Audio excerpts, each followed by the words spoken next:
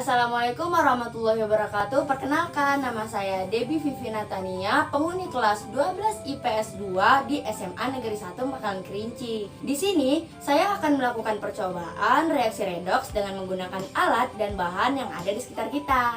Alat-alat yang digunakan di sini, yang pertama adalah gelas, atau saya di sini pakai gelas plastik yang transparan ya. Karena kalau pakai gelas biasa takut dimarahin emak.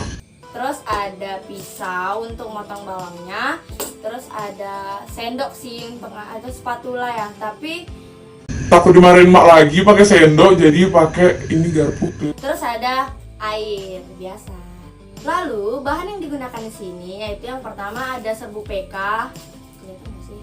Tuh, serbuk PK ini pokoknya di sini karena bagi-bagi sama teman. Terus ada air aki, terus ada bawang.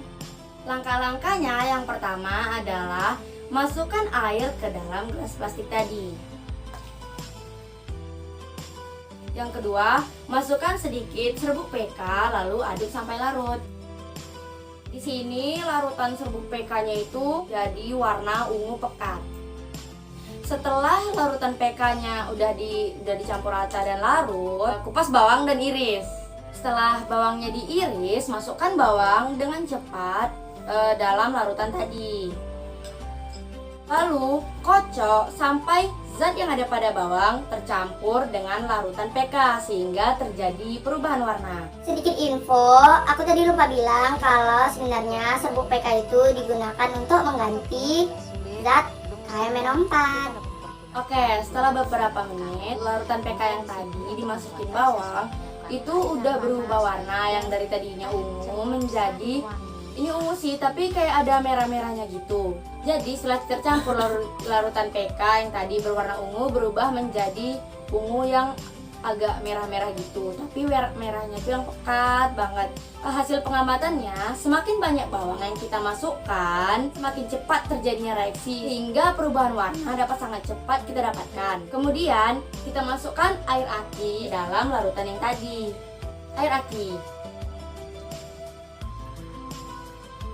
Air aki berfungsi merubah dalam suasana asam dan juga bisa disebut sebagai katalis untuk mempercepat terjadinya reaksi. Lalu kocok saja dan tunggu sampai terjadi perubahan warna.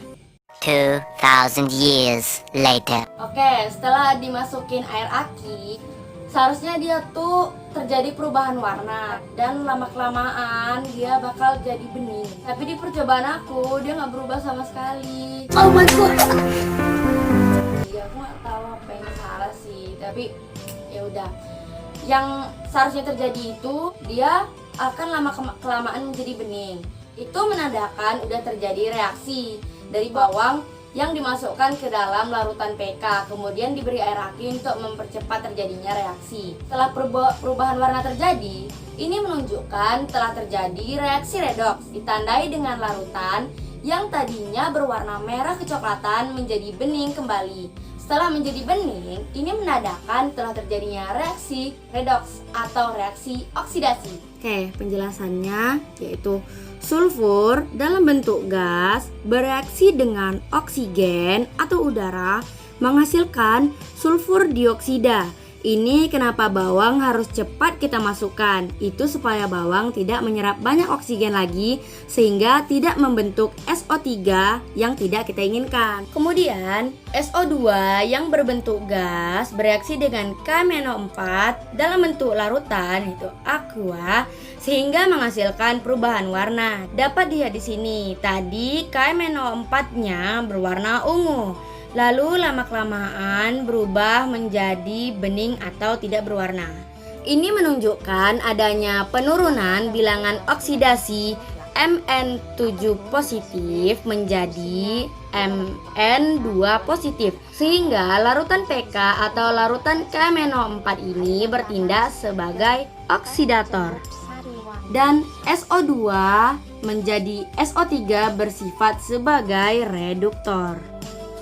Oke, sekian percobaan reaksi redoks kita pada hari ini. Walaupun percobaan Saya gagal. nggak apa-apa lah ya, kita udah tahu hasilnya dan kita juga belajar kan, jadi nggak apa-apa juga kalau gagal. Jadi terima kasih untuk yang nonton, dan Ibu terima kasih juga telah memberikan tugasnya. Semoga yang saya sampaikan tadi bermanfaat, dan saya akhiri. Assalamualaikum warahmatullahi wabarakatuh. Bye. Gimana sih?